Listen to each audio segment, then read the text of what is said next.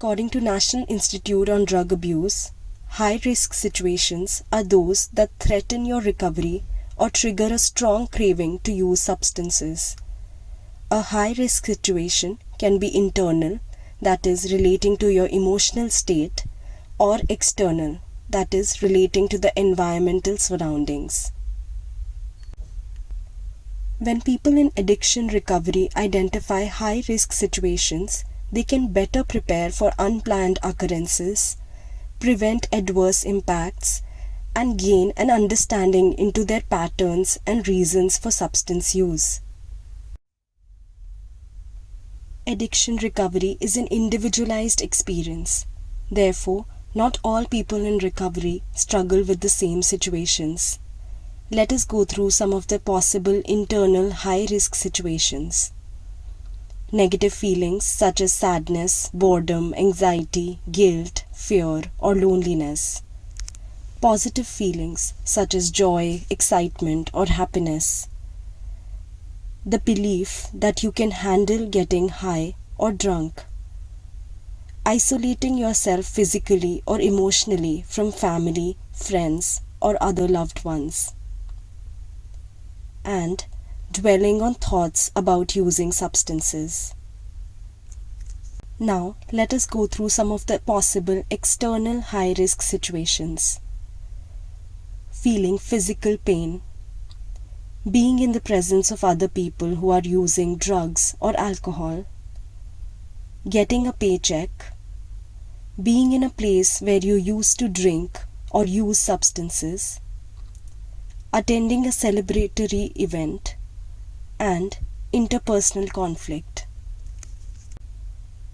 A person in recovery may make a decision or a series of decisions that increase their vulnerability to substance abuse. Here are some decisions that may increase the risk of relapse. Keeping alcohol or drugs in the house. Maintaining relationships with people who are active drug or alcohol consumers.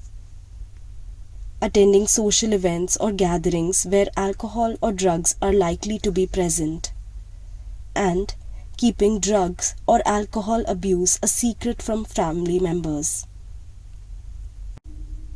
To respond and cope effectively with high-risk situations, you can create a detailed plan of action. Plan of action will be relevant to your context and cannot be the same for every person living with addiction. Inform yourself about addictive disorders and the risk of relapse. Doing so can help you anticipate trouble and prepare towards it. When you anticipate possible high-risk situations, you won't be taken off guard when they actually occur. When you know how you will deal with the problem before it arises, you can prevent impulsive actions and take informed steps to address the situation. Let us take a look at some of the coping skills and strategies that we can use while dealing with high-risk situations. Remember, difficult or unprocessed emotions increase vulnerability to substance use. Therefore, it is important to manage and regulate your emotions. You can start by identifying and naming the emotions that you are currently feeling. Do not deny or resist your emotion and accept it for what it is. Notice the thoughts and sensations associated with your emotions. Now, challenge the thought with reason and evidence. Finally, distract yourself by engaging in a self-soothing activity. When dealing with unhelpful thoughts, remember that a thought is a thought and not the reality. Start with acknowledging your thought that you are facing by verbalizing it. Once you verbalize, accept the thought for what it is. Now, speak to your thought. You can do that by saying, I hear this thought. It's okay to have this thought. I can choose how much attention I give to this thought right now. Finally, Shift your attention towards a positive thought or visualize a soothing scenario.